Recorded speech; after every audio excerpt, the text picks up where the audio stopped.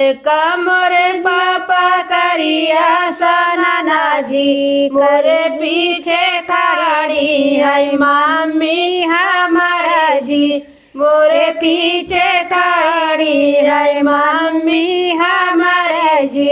मोरे पीछे गंगा का घाटा जी गंगा का घाटा जी सिरवा झुकाए बेटा करौआ सनाना जी सिरवा झुकाए बेटा करौआ सनाना जी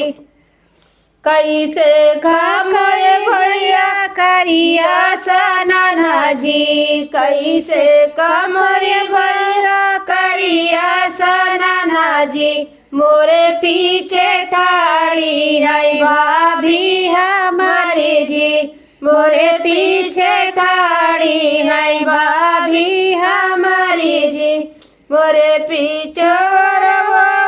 गंगा जी का घाटा जी गंगा का घाटा जी कैवा झुकाए बेटा करौआ सनाना जी सिरवा झुकाए बेटा करौआ सनाना जी कैसे कमरे फूफा करिया सनाना जी करिया सनाना जी मोरे पीछे ठाड़ी है बुआ हमारी जी